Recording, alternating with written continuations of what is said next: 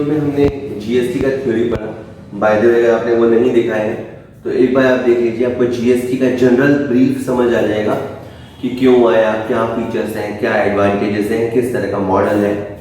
अब हम इसका फंक्शनिंग देखते हैं, ये फंक्शन कैसे करता है, ये रन कैसे होता है सिस्टम। ठीक है, मे बी आपको थोड़ा टफ लग सकता है, बड़ा सा क्वेश्चन है, बट ये है ज़्यादा टफ नहीं है। एक या दो बार वीडियो सुनेंगे तो आप समझ पाएंगे। क्वेश्चन पे आ जाते हैं। कानपुर यूपी उत्तर प्रदेश, कानपुर उत्तर प्रदेश के ने 50,000 रुपए का माल लखनऊ यूपी के एल को बेचा। सिंपल है, याद रखना, कानपुर का के, लखनऊ का एल। टैक्स की रेट 18% है, जिसमें से 9% सीजीएसटी है, सेंट्रल जीएसटी है, और 9% एसजीएसटी है। मैं क्वेश्चन देखता भी नहीं हूँ, क्वेश्चन हमें मांग लेगा जो मांगना है। मैं आपको बताता हूँ कि पहला बिल कैसा बनेगा।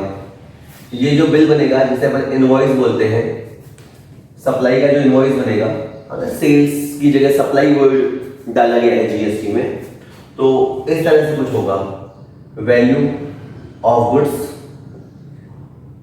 जो बेचने वाला दुकानदार है, जैसे कानपुर का के, वो बोलेगा भाई साहब ये माल है 50,000 रुपए का, और हम आपके ऊपर सीजीएसटी लगाएंगे, 9% सीजीएसटी लगाएंगे और 9% एसजीएसटी लगाएंगे।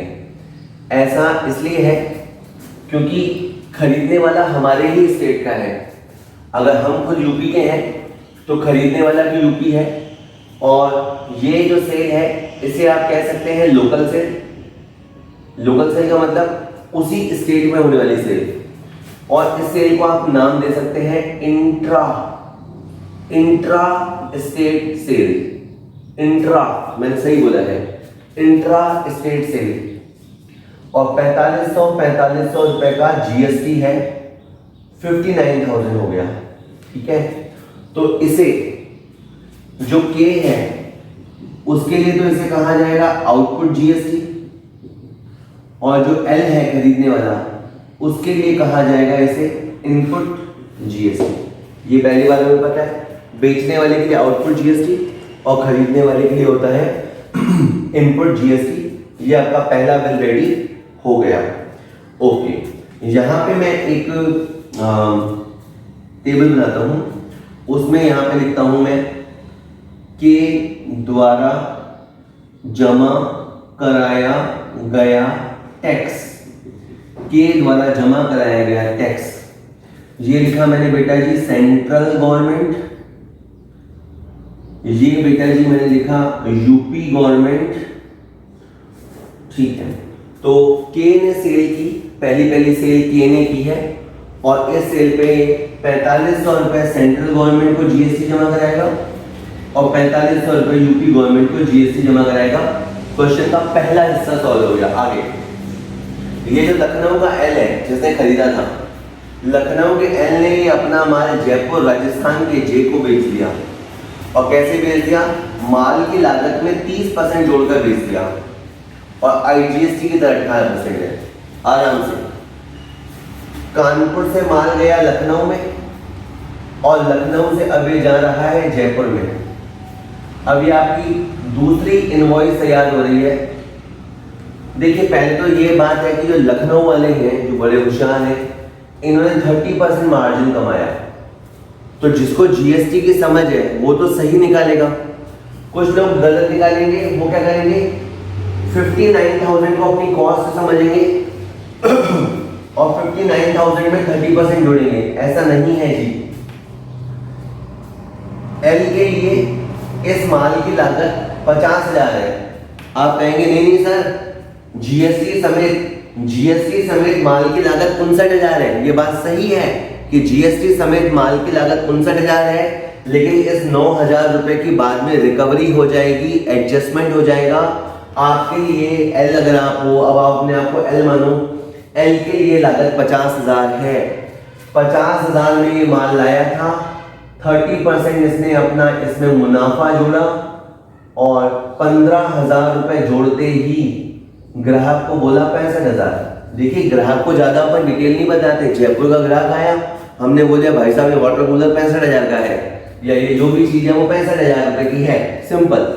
और खरीदने वाला दूसरे स्टेट का है, खरीदने वाला दूसरे स्टेट का है, तो हमने उसके ऊपर 18% IGST आरोपित किया, इम्पोज किया। मैंने कहा 18% IGST लगेगा, तो 65,000 का 18% के हिसाब से 11,700 रुपये IGST हो गया। मेरा जो बिल बनेगा वो बिल बनेगा 76,700 का। रिपीट, अभी सेकंड सेल चल रही है, हम लखनऊ के हैं, खरीदने वाला जयपुर का है, हमने उसको 65,000 रुपये तो माल की कीमत बताई और 11,700 रुपये हमने IGST लगाया, बकायदा बिल बनाया। और ये जो सेल हो रही है बेटा, ये इंटर स्टेट सेल है, दूसरे स्टेट की जो सेल होती है इंटर स्टेट सेल है, और जो मैं उससे वैल्यू वसूल करूंगा वो वैल्यू है 76,700 रुपये। अब एक बात आप समझिए, टैक्स कैलकुलेशन। टैक्स कैलकुलेशन में ऐसा है कि एल, अभी एल ने सेल किया तो इसके लिए तो कहलाएगा आउटपुट GST, और जे जिसने परचेज किया उसके लिए कहलाएगा इनपुट GST। इसीलिए आपको अगर बेसिक समझनी है तो पहले प्लीज पिछला वीडियो देख लीजिएगा, सॉरी, वो देख के आइए तो आपको थोड़ा इजी रहेगा, अदरवाइज तो इधर से भी समझ सकते हैं। हाँ, तो मैं बता रहा था, अब ना एल गवर्नमेंट को क्या बोलेगा, एल गवर्नमेंट को वैसे सीधा सीधा ये बोलेगा कि 11,700 रुपये वसूला और 9,000 रुपये का GST चुकाया, 2,700 रुपये GST पेबल। आराम से समझिएगा, है ना। देखिए ये जो एल है, ये जब अपना रिटर्न फाइल करेगा, जो GST रिटर्न, जिसको GSTR बोलते हैं, GSTR जब अपना ये फाइल करेगा तो ये बोलेगा 11,700 तो हमने वसूला और 9,000 रुपये में दे चुका। ठीक है, अब जो वसूला है उसको बोलते हैं आउटपुट GST। अब थोड़ा सा स्पेसिफिक लिखते हैं, आउटपुट IGST। इसमें से जो माइनस होगा उसको बोलते हैं इनपुट CGST, इनपुट SGST। इसमें आपको सीक्वेंस ध्यान रखना है। सबसे पहले IGST के सामने एडजस्ट होता है, नहीं तो फिर CGST में एडजस्ट होता है, और नहीं तो फिर SGST में एडजस्ट होता है। रिपीट, I पहले I से कनेक्ट होगा, और अगर IGST नहीं है तो CGST से कनेक्ट होगा। वो इसलिए क्योंकि IGST और CGST दोनों सेंट्रल गवर्नमेंट टैक्सेस हैं, और नहीं तो फिर वो SGST से एडजस्ट होगा। तो ये जो L है ना, ये L ये दुहाई देगा कि मैंने पिछली स्टेज पे 4500 का CGST और 4500 का SGST चुकाया, उतना कम कर दिया जाए। एक आखिरी बात बोलूंगा, गवर्नमेंट इसको बोलेगी एल को कि 11,700 रुपये जमा कराओ, तो ये बोलेगा सर मैं 11,700 ग्राहक से लिया जरूर है, पर 9,000 तो मैं आपको पहले ही जमा करा चुका ना, at the time of purchase में 9,000 तो दे चुका, बाकी मैं 2,700 रुपये जमा कराऊंगा। अब आप देखो ये कौन सा GST बचा, IGST बचा, क्योंकि क्वेश्चन IGST में से शुरू हुआ ना, तो ये 2,700 कौन सा है, IGST। ओके, तो अब मैं यहाँ लिखता हूँ L द्वारा जमा कराया गया टैक्स, सेंट्रल गवर्नमेंट वाले कॉलम में लिखा मैंने 2,700, सेंट्रल गवर्नमेंट वाले कॉलम में मैंने लिखा 2,700। और यहाँ पे देखो स्टेट और सेंट्रल के बीच में कैसी लड़ाई चलती है उसको आप समझना, थोड़ा सा समझना मुश्किल है, थोड़ा समझना। देखिए जैसे ही ये सेल हुई थी, ये वाली सेकंड वाली सेल हुई थी, ये थी inter state sale. Inter state sale होते ही लड्डू फूटा। हाँ, लड्डू फूटा, किसके मन में लड्डू फूटा, सेंट्रल गवर्नमेंट के मन में लड्डू फूटा। उनको लगा वाह सेल हो गई, इंटर स्टेट सेल हुई है, हमको GST मिलेगा। लेकिन बाद में जब वसूल करने की बारी आई तो 4,500 रुपये का लफड़ा हो गया।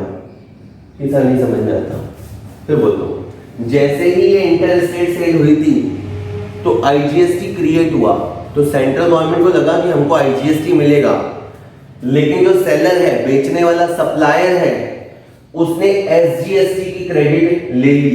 यूपी, उत्तर प्रदेश SGST की उसने क्रेडिट ले ली, और ये बात थोड़ी सी सेंट्रल गवर्नमेंट को कम अच्छी लगेगी। अब मैंने यहाँ पे सेंट्रल गवर्नमेंट में 4500 प्लस किया और स्टेट गवर्नमेंट में 4500 माइनस किया। आपको लगेगा कि सर ये आपका अलग ही गणित चल रहा है। बिल्कुल ये हाई फाई गणित है, इतना हो सकता है तुमसे ना पूछा जाए। मैं तो बता रहा हूँ कि एक पर्सन और दूसरे पर्सन के बीच में बिलिंग कैसे होती है, दूसरे पर्सन और तीसरे पर्सन के बीच में बिलिंग कैसे होती है, इस बीच में पर्सन गवर्नमेंट को जीएसटी कैसे चुकाता है, और साथ ही साथ गवर्नमेंट और गवर्नमेंट के बीच लड़ाई कैसे होती है। क्वेश्चन आगे बढ़ा। क्वेश्चन में फिर जो जयपुर का जे है उसने उक्त माल मकराना राजस्थान के एम को बेचा, लागत में 20% लाभ जोड़ के बेच दिया। अब इस क्वेश्चन की आखिरी सेल हो रही है। इसमें जो जयपुर का जे है वो मकराना के एम को माल बेचता है। जयपुर भी राजस्थान में है और मकराना भी राजस्थान में है, तो आखिर में जाते जाते फिर से एक लोकल सेल हुई है। आप ध्यान दीजिए, माल की लागत 65,000 है। कभी भी जीएसटी मिलाते हुए आपको उसे अपनी लागत नहीं समझना है। जीएसटी सिस्टम जो होता है, जीएसटी सिस्टम में जो परचेजर होता है, ये बात सच है कि परचेजर 76,700 दे के आया है, लेकिन इसकी जो लागत है वो 65,000 है और इसने 65,000 रुपए की लागत में 20% लाभ जोड़कर 78,000 में माल बेचा। एक बार मैं फिर बताता हूँ, कस्टमर को तो सीधा 78,000 बोला जाता है कि साहब ये वस्तु है, बहुत ही शानदार वस्तु है, आपको पूरे राजस्थान में ऐसी मिलेगी नहीं, और 78,000 इसकी कीमत है। और चूंकि ये वापस से लोकल सेल है, लोकल सेल का मतलब सेम स्टेट है, स्टेट चेंज नहीं हुआ, तो जो भी लोकल सेल होती है उस पर डुअल जीएसटी होता है, और जीएसटी की रेट हो जाएगी 9% सीजीएसटी और 9% एसजीएसटी। 78,000 हमने ग्राहक को भाव बताया और 9% करके 7020 और 7020 चार्ज किया। आप ये सब जोड़ेंगे बेटा तो ये आपका हो जाएगा 92,020 रुपये। जो हम ग्राहक से वसूलेंगे वो है 92,020 रुपया। एक बार मैं फिर बता दूं, आपके बाद जे ने सेल की है तो जे के लिए कहलाएगा आउटपुट जीएसटी और एम के लिए कहलाएगा ये इनपुट जीएसटी। अब जे एक रिटर्न फाइल करेगा, जे कहेगा कि मैंने 14,020 रुपया जीएसटी वसूला। इसको ये अलग अलग लिखेगा, ये बताएगा 7,020 रुपए का मैंने सीजीएसटी वसूला और 7,020 रुपए का मैंने एसजीएसटी वसूला। लेकिन जे को ये भी याद है कि पिछली स्टेज पे मैंने 11,700 रुपए चुकाया। 14,040 में से 11,700 रुपए माइनस हो जाएंगे। ठीक है, थोड़ा सा आपको याद सा रखना पड़ता है। याद क्या रखना पड़ता है कि हमने कस्टमर से कितना लिया और प्रीवियस स्टेज पे हमने कितना दिया।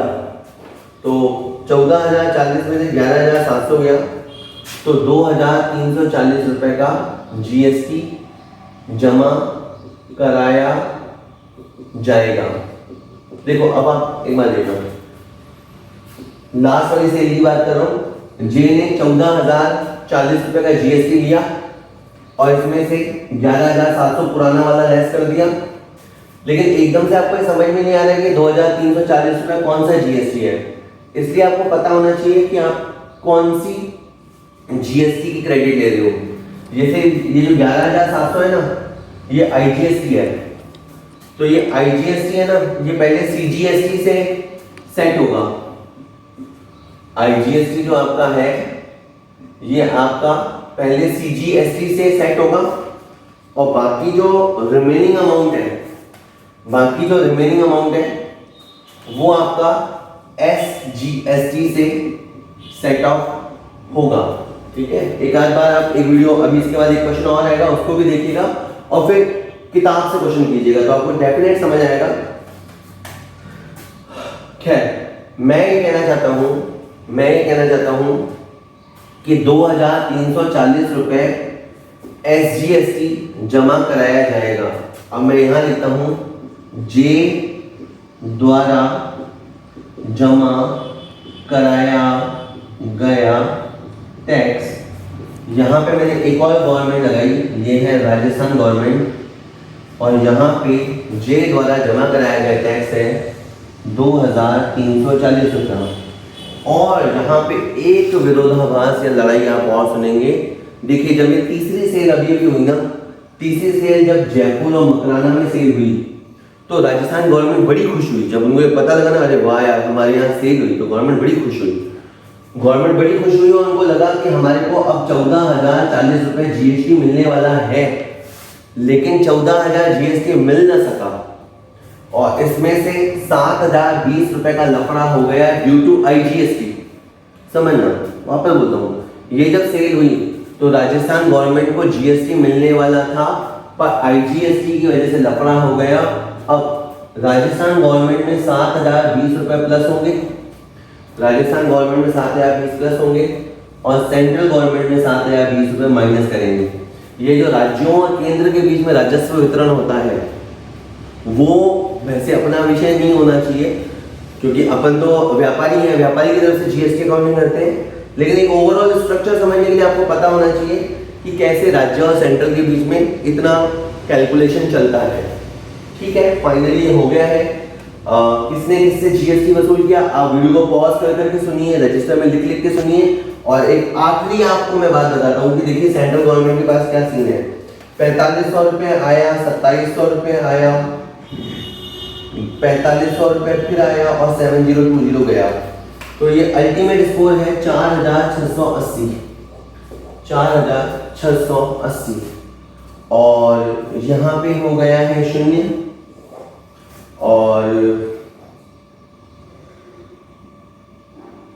और 1 सेकंड रुकिएगा, और 2340 और 7020, 9360। एक हम कोई कैलकुलेशन ये वाली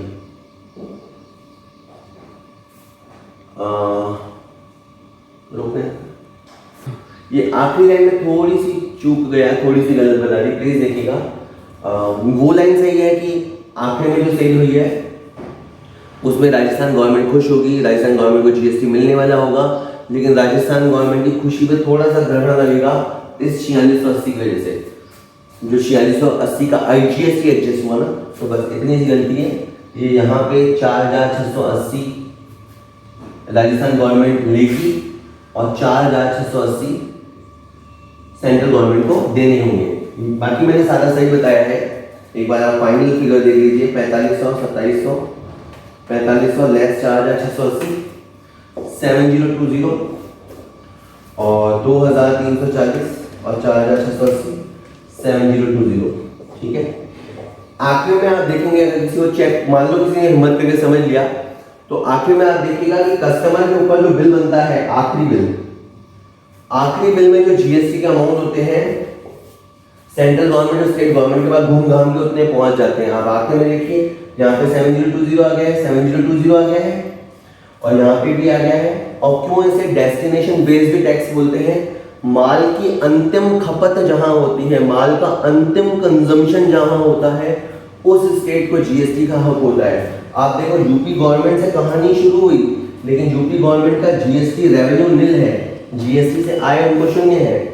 और राजस्थान गवर्नमेंट को 7,020 रुपए का GST अर्न हुआ है। क्यों?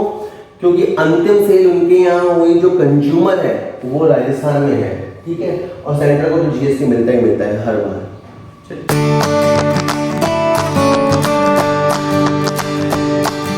GST का अब अपन एक प्रैक्टिकल क्वेश्चन देखेंगे।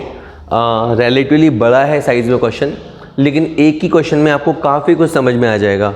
सो ये क्वेश्चन 3 हिस्सों में है, देखिएगा। पटना बिहार में जो आता है, एक्स ने 40,000 का माल पटना के ए को बेचा, ये पहले हिस्से में है। दूसरे हिस्से में ए ने वो माल जयपुर के बी को बेचा, और तीसरे हिस्से में बी ने वो माल कोटा के के को बेचा है। 3 पॉइंट है, मैं एक एक पैराग्राफ को लूँगा, देखेंगे। सबसे पहले लिखा है पटना जो कि बिहार में होता है, एक्स ने 40,000 मूल्य के माल की पटना के ए को आपूर्ति की, मतलब सप्लाई की।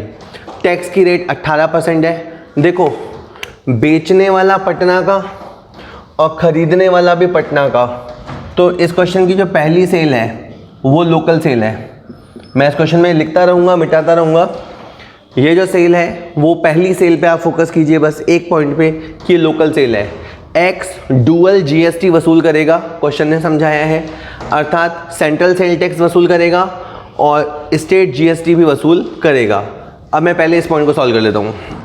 यहाँ पे देखो मैंने लिखा एक्स और ये एरो लगाते हुए लिखा मैंने ए। समझ में आ रहा है किसने बेचा और किसको बेचा।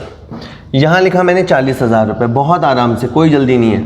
ये 40,000 रुपये, इसमें मैंने यहाँ पे लिखा प्लस 9% CGST और प्लस लिखा मैंने 9% SGST, central GST, state GST.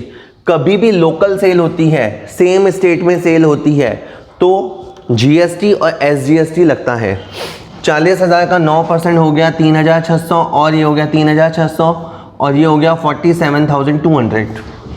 तो जो बिल बनेगा टोटल वो बनेगा 47,200। तो इसका जो पहला क्वेश्चन था, निम्नलिखित की गणना कीजिए। ये क्वेश्चन बहुत सारी बातें पूछेगा। एक्स द्वारा ए से वसूल किया गया कुल मूल्य बताइए।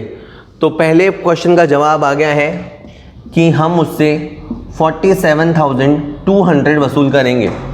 अब यहाँ मैं बता दूँ, एक्स के लिए ये जो जीएसटी है इसे हम कहते हैं आउटपुट। इसे आप पढ़ेंगे आउटपुट सीजीएसटी, इसे पढ़ेंगे आउटपुट एसजीएसटी।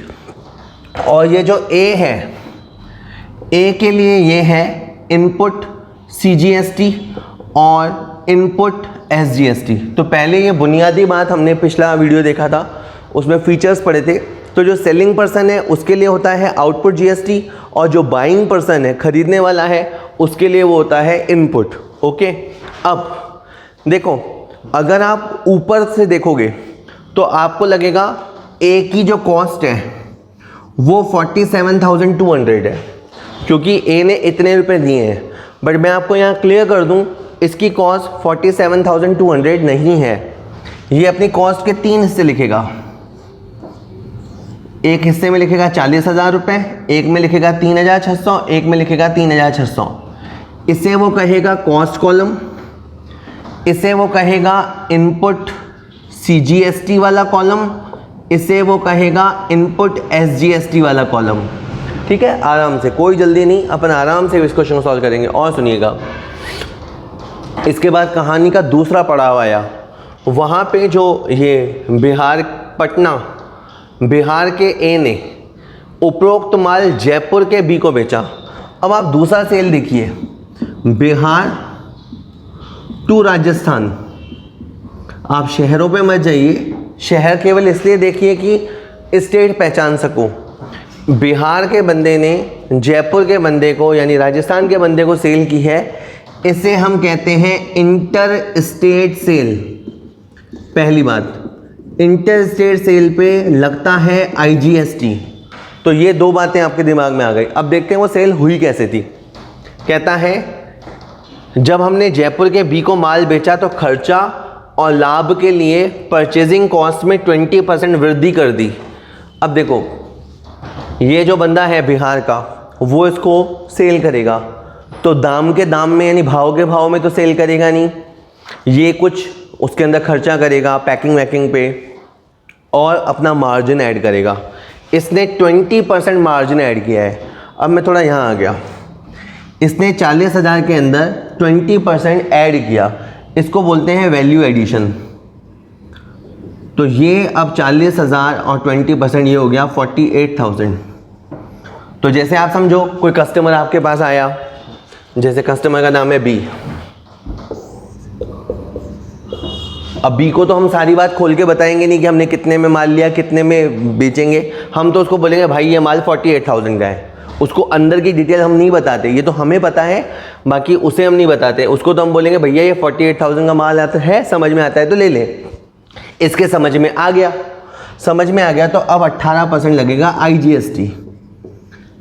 18% IGST, 48,000 का 18% IGST 8,640, और ये हो गया आपका 56,640। ठीक है, ओके। अपन अब इस क्वेश्चन का दूसरा पॉइंट देखते हैं। दूसरे पॉइंट में पूछा था ए द्वारा बी से वसूल किया गया मूल्य। तो हमने अभी देखा कि ए ने बी को जब इंटर स्टेट सेल किया तो उसने 56,640 रुपये चार्ज किया। मैंने यहाँ दूसरा जवाब लिखा 56,640 रुपये। ऑब्वियस सी बात है, क्वेश्चन आएगा तो बड़े वाले क्वेश्चन में आएगा। आगे अब जैसे ए है, मान लो गवर्नमेंट कोई कॉल नहीं करती पर कहानी बनाते हैं कि गवर्नमेंट इसको फ़ोन करेगी, गवर्नमेंट इसको कॉल करेगी कि भैया तू GST जमा करा दे, 8,640 रुपये GST जमा करा दे। तो ऑब्वियस सी बात है ये बंदा क्या बोलेगा, मैं एक ही बात कर रहा हूँ। आप इस क्वेश्चन को समझिए कि ए बेचने वाला भी है तो उससे पहले ये खरीदने वाला भी है। तो ए ये कहेगा पहले सिंपल में output GST 8,640 minus input GST 7,200, और दोनों का जो गैप है वो है 1,440। इसको हम नाम देंगे IGST पेबल। हम यहाँ ये कह रहे हैं कि जो ए है वो गवर्नमेंट ट्रेजरी में, सरकारी खजाने में 1,440 रुपये जमा कराएगा। और इसका बहुत सिंपल फंडा है कि भाई मैंने GST वसूल किया, GST कलेक्टेड, और प्रीवियसली मैंने GST पेड किया, वो मैं लेस कर रहा हूँ जिसको बोलते हैं इनपुट क्रेडिट, और लेस करके मैं 1,440 रुपये जमा करा रहा हूँ। ये तो है समझाने का सिंपल तरीका। आप इसको थोड़ा सा और समझिएगा। मैंने इसको GST की जगह क्लियर लिखा आउटपुट IGST लिखा। आउटपुट IGST में से मैंने पहले लिखा इनपुट CGST, और फिर यहाँ लिखा इनपुट SGST। कि सर उससे क्या फ़र्क है? फ़र्क पड़ता है। 3,600 रुपये ये वाला और फिर 3,600 ये वाला।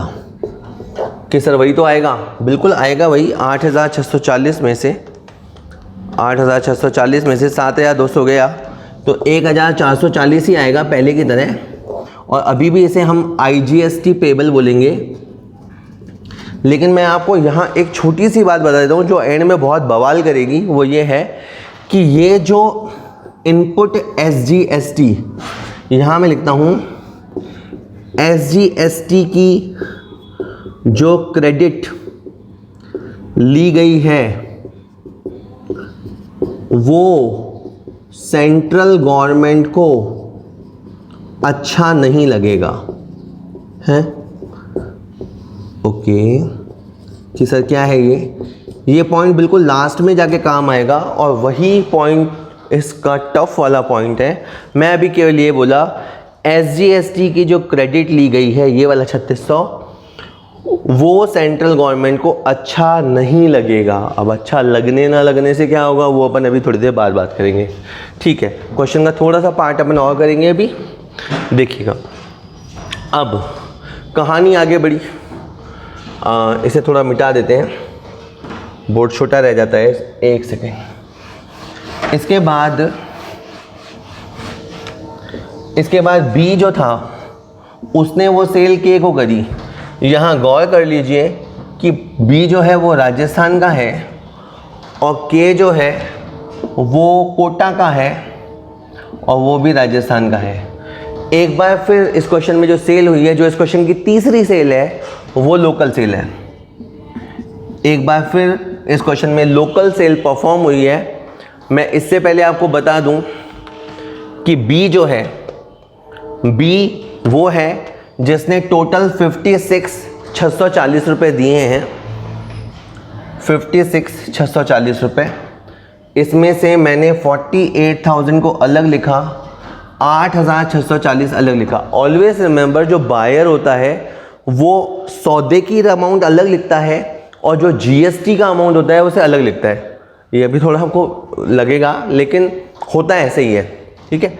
अब यहाँ पे मैंने गुड्स की वैल्यू को लिखा अलग और जो आईजीएसटी की वैल्यू है उसे लिखा मैंने अलग। अब बी ने क्या किया वो देखते हैं। कहता है बी ने इसी माल को कोटा के के को अपने खर्चे और लाभों के लिए 20% वृद्धि करके पूर्ति की। अब इस बंदे ने भी 20% मार्जिन ऐड किया, खर्चा बोल दो, मार्जिन बोल दो, कमाई उसने ऐड करी 9,600। सिंपल लैंग्वेज में कि ये जैसे कोटा का बंदा आया, इसने भाव पूछा तो इसे हमने भाव बताया 57,600, 57,600 रुपया। और फिर हमने 18% जीएसटी चार्ज किया, इट्स अ लोकल सेल, तो 18% के दो बराबर हिस्से होंगे। इसमें 9% सीजीएसटी होगा और 9% एसजीएसटी होगा, ठीक है। 57,600, 9%, 5184 और ये टोटल हो जाता है मिलाकर 67,968। कि सर ऐसे तो हम भूल भाल जाएंगे, ऐसा नहीं होता। जब अपन करते हैं ना खुद से तो नहीं बोलते। 67,968। अब मैं यहाँ पे आपको एक बात बता दूँ, पहले सिंपल वाली बात। बी का ये लॉजिक होगा कि मैंने 5184 और 5184 10,368 कलेक्ट किया। ये इसे हम कहेंगे आउटपुट जीएसटी। कि सर आप किसकी बात बता रहे हो? मैं बी की बात बता रहा हूँ। बी ने जो टैक्स वसूल किया उसे बोलेंगे आउटपुट जीएसटी। और बी ने इससे पहले पिछले मौके पे जो जीएसटी चुकाया था वो था 8,640। जब आप क्वेश्चन में करेंगे तो कॉपी में सब लिखा हुआ होगा तो सब दिखता जाएगा आपको। ओके, तो ये हो गया साहब 1728। तो ये है आपकी जीएसटी लायबिलिटी, ठीक है। मोटे तौर पे ये है कि जीएसटी वसूल किया इतना, जीएसटी पिछली स्टेज पे चुकाया था इतना, और ये इसमें से लेस हो जाएगा, ये आ जाएगा आपका जीएसटी लायबिलिटी। अब इसको थोड़ा सा अपन डिटेल से खोलें, ठीक है।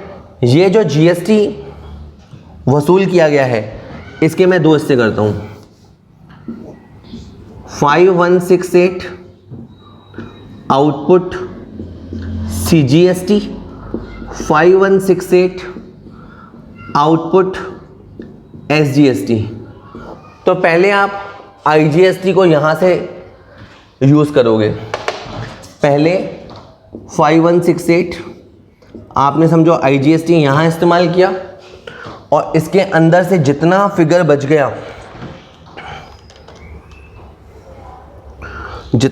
बच गया वो आपने यहाँ से एडजस्ट किया।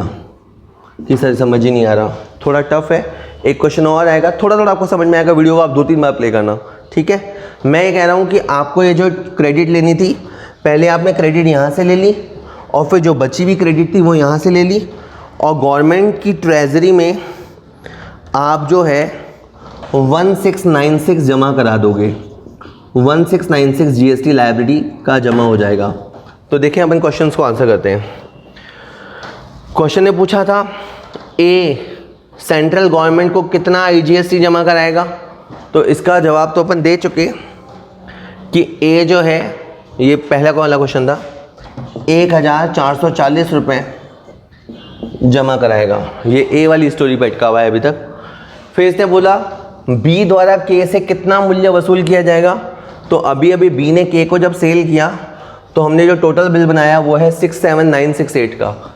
67,968 ये हमारा बिल बना है, 67,968। नेक्स्ट पूछा है बी बताओ कितना सीजीएसटी और एसजीएसटी जमा कराएगा, तो मैं इसका आंसर दे रहा हूँ कि बी 1696 का एसजीएसटी जमा कराएगा। ये पट्टा 1696 का आईजीएसटी जमा कराएगा। सिक्स्थ और लास्ट पार्ट है वो बहुत टफ है, समझने में जब तक समझ आएगा तब तक टफ लगेगा। इसमें लिखा है केंद्र और राज्य सरकारों द्वारा कमाया गया कुल राजस्व। ये जो आपने इतनी लंबी स्टोरी देखी जिसमें 3 मोड़ आए, 3 बार सेल हुई, ये जानना चाहता है कि बताओ किससे कितना रेवेन्यू गवर्नमेंट को मिला। आप एक बार क्वेश्चन देखिएगा वापस एक बार। एक्स ने माल बेचा था तो पहला टैक्स एक्स जमा कराएगा, 40,000 का 18%, उसमें से 9% CGST था और 9% SGST था, तो 40,000 का 9% होता है 3600। यहाँ लिखा है कि कौन टैक्स जमा कराएगा। एक्स ने जो ए को सप्लाई की उस पर 3600 और 3600 रुपये जमा कराएगा। अब क्वेश्चन के जो दूसरा हिस्सा था उसमें ए ने वो माल बी को बेच दिया। ए ने वैल्यू एडिशन किया, उसके बाद उसने वो माल बेच दिया। मैं आपको अभी अपन ने क्वेश्चन देखा था, मैं आपको वहाँ से देख के बताता हूँ कि 1440 रुपये जमा कराए थे इसने। कि सर क्या?